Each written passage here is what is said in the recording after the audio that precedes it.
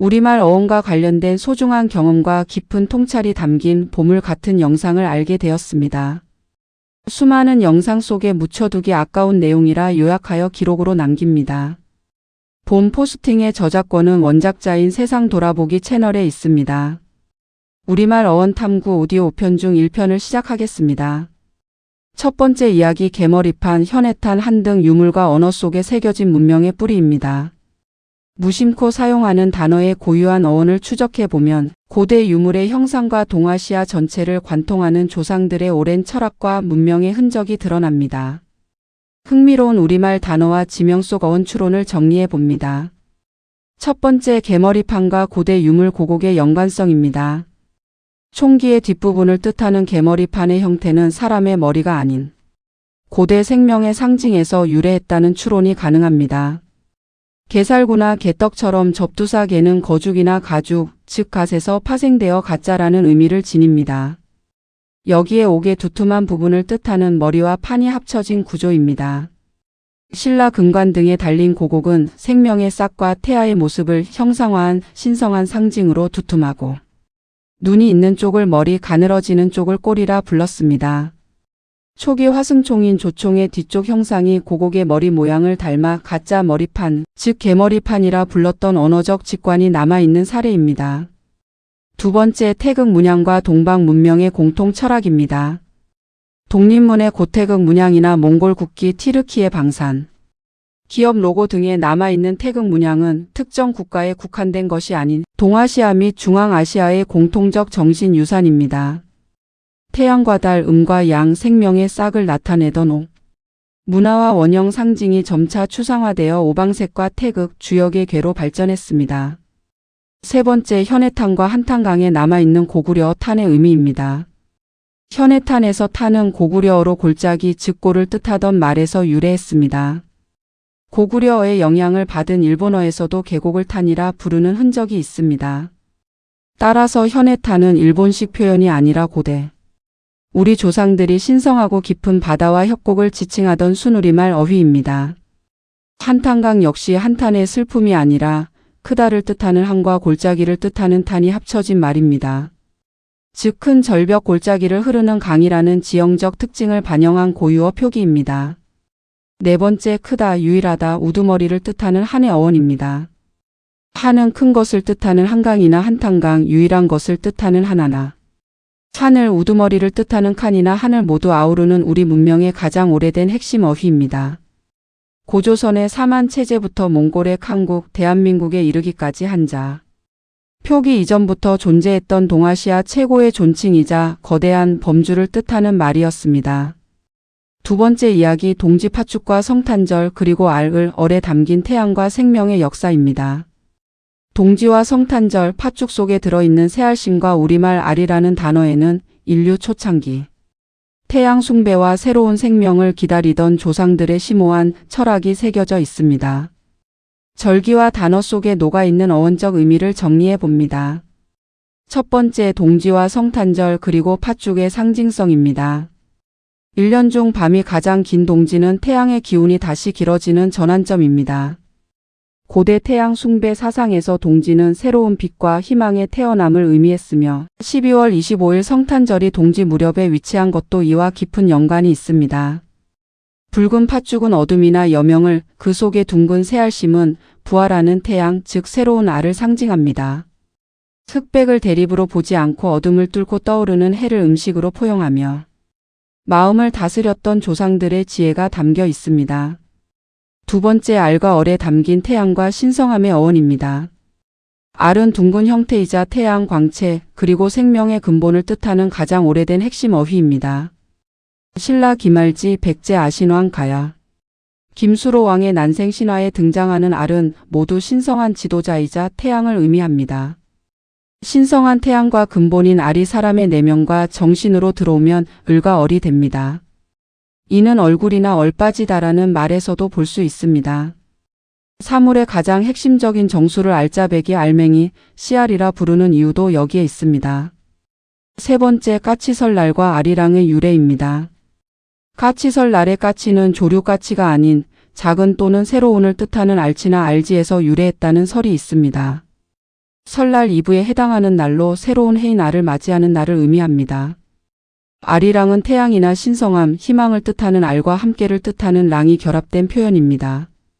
해가 뜨는 동쪽을 향해 고개를 넘고 시련을 극복하며 이동해 온 조상들의 역사와 신념이 담긴 고유의 서사시입니다. 네 번째, 전 세계 언어 속에 남아있는 알의 흔적입니다. 큰 경계를 뜻하는 한과 정신 및 근본을 뜻하는 을이 합쳐져 하늘이 되었고, 한강의 옛 이름인 아리수 역시 신령스러운 거대한 물을 뜻합니다. 기독교 천사의 이름에 붙는 엘, 중앙아시아의 황금산 알타이, 스페인어의 정관사. 엘 등은 모두 고대 동방과 중앙아시아를 관통하던 태양과 신성함을 뜻하는 알의 문명적 흔적입니다. 소갈머리는 내면을 뜻하는 속, 근본과 정신을 뜻하는 알, 우두머리와 자존심을 뜻하는 머리의 합성어로 사람이 갖추어야 할 내면의 주체성과 정체성의 핵심을 뜻합니다. 세 번째 이야기, 설날, 섣달, 하카타, 첫돌 등 절기와 지명 속에 녹아있는 우리말의 깊은 뿌리입니다.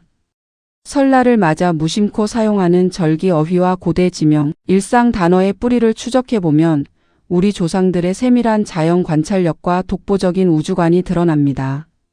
흥미로운 우리말 어원 추론을 정리해 봅니다. 첫 번째, 설날과 동지 섣달의 어원입니다. 밤이 가장 길었던 동지가 지나면 태양의 기운이 다시 일어서기 시작합니다. 해가 땅 속에서 다시 일어서는 달이라는 의미의 서다, 일어서다에서 섣달이 유래했습니다. 섣달의 기운이 1년의 첫날로 연결되면서 발음하기 쉽게 다듬어져 서는 날에서 설날이 되었습니다. 동지 섣달은 태양이 다시 일어서는 시점을 강조하여 표현한 조상들의 어휘입니다. 두 번째, 해와 달 그리고 매일 태어나는 날입니다.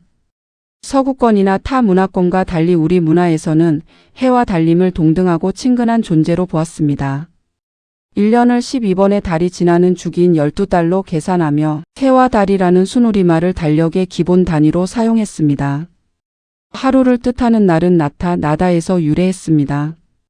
해와 달이 조화를 이루며 매일 우리에게 새로운 하루를 낳아 선물해 준다는 철학적이고 감각적인 미학이 담겨 있습니다. 세 번째, 지명에 남은 발다의 흔적인 바레만, 산해경 그리고 하카타입니다. 동쪽으로 이동해 온 조상들이 마주한 거대한 바다인 바레만을 보며 밝은 알, 즉 태양이나 터라 부른 데서 바레라는 지명이 유래했습니다.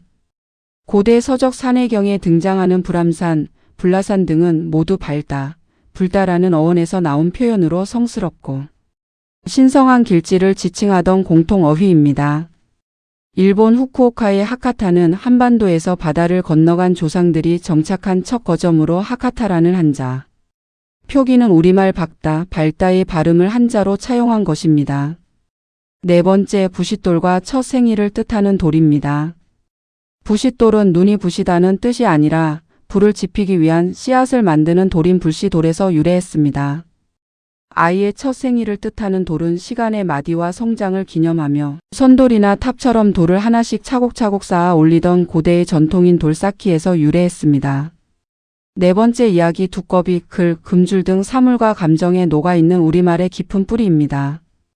일상에서 흔히 쓰는 동물 이름과 관용 표현, 일상 어휘 속에는 조상들의 직관적인 관찰력과 삶의 지혜가 깊게 새겨져 있습니다.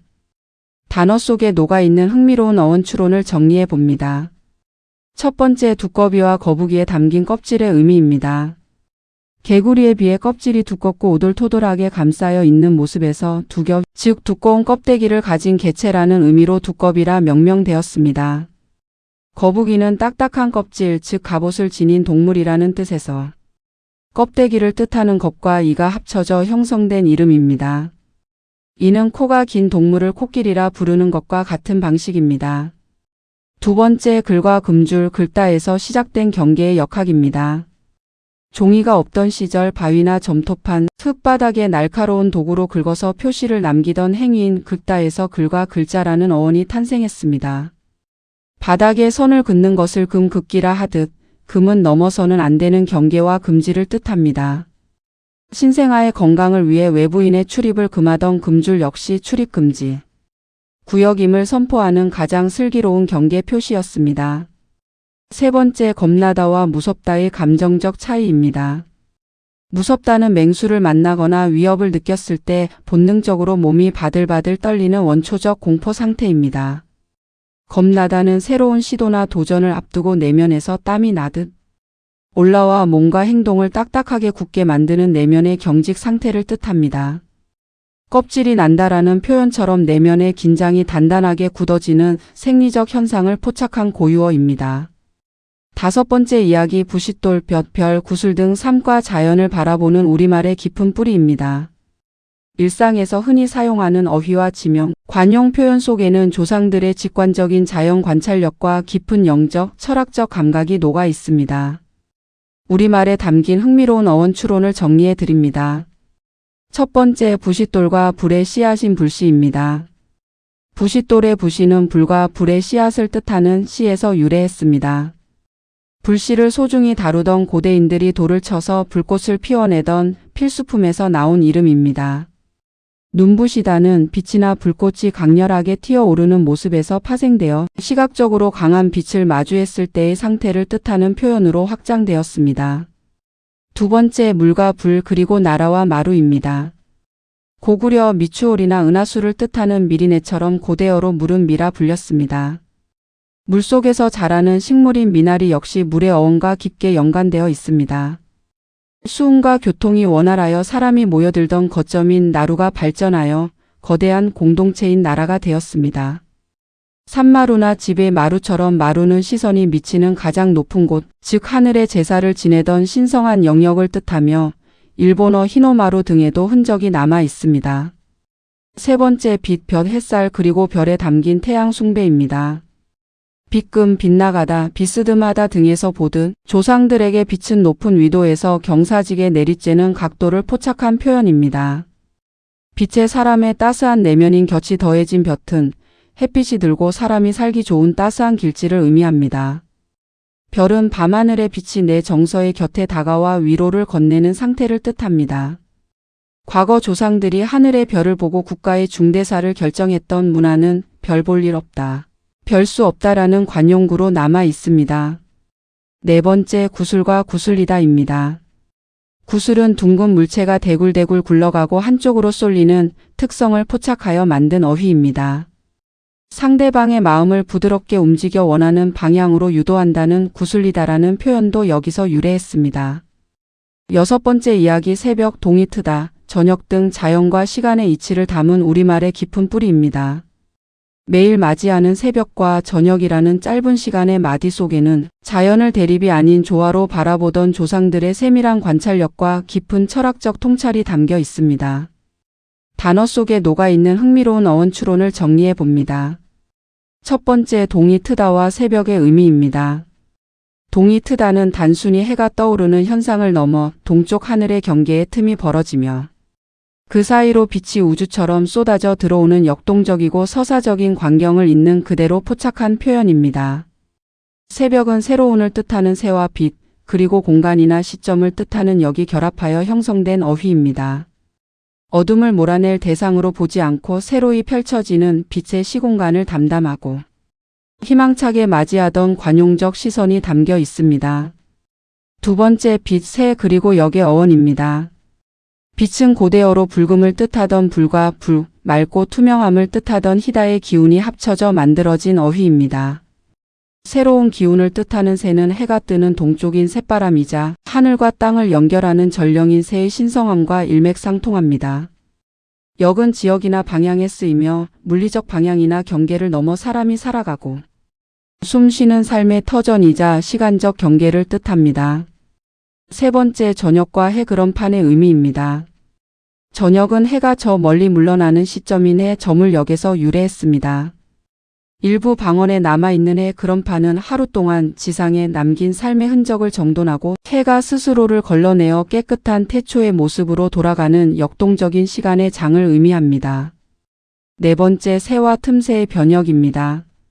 새는 찰나의 시간적 간격을, 틈은 공간적 간격을 뜻합니다. 이 둘이 합쳐진 틈새는 빛이 들어오는 아주 짧지만 결정적인 순간을 의미합니다.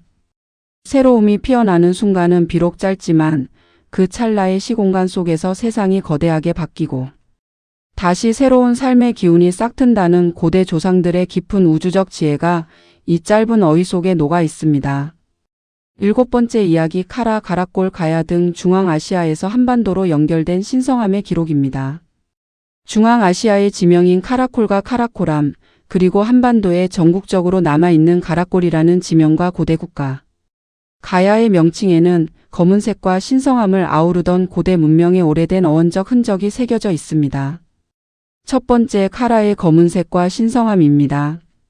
중앙아시아와 동아시아 고대어에서 카라는 단지 어두운 색이 아니라 윤기가 나고 옥이나 흑요석처럼 빛나는 검은색과 신성함, 거대함, 태초의 근원을 뜻했습니다.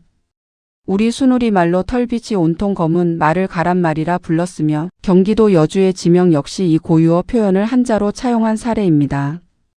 두 번째, 카라콜에서 가라골로의 지명 확장입니다.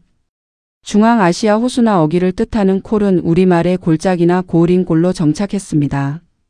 물줄기나 어귀를 뜻하는 카라콜은 한반도 전역의 가라골, 검은 골짜기인 먹골이라는 지명으로 수없이 확장되었습니다. 인천의 옛 이름인 미추홀의 홀이나 고구려. 지명의 골과 홀 역시 물과 사람이 모여 사는 장소를 뜻하는 공통 어휘였습니다. 세 번째, 고대 국가 가야와 현해탄의 의미입니다. 김수로 왕의 가락국가 가야라는 국명은 신성하고 거대한 빛의 터전이라는 의미에서 중앙아시아의 신성한 명칭인 카라를 차용하여 명명한 국가 이름이었습니다. 한반도와 일본 사이의 바다를 뜻하는 현해는 바로 검은 바다, 즉 신령스럽고 오묘한 바다인 카라해라는 고대 조상들의 관념이 반영된 명칭입니다. 네 번째, 색깔과 까리의 유래입니다. 색깔은 한자어 색과 우리말 고유어 까치나 깔이 합쳐진 어휘입니다. 모든 색을 모으면 검은색이 되듯 모든 색의 어머니이자 완성된 상태를 까리하다, 때깔, 색깔이라 불렀던 언어적 유산입니다. 오늘 이야기가 흥미로우셨다면 구독과 좋아요, 알림 설정까지 부탁드립니다. 감사합니다.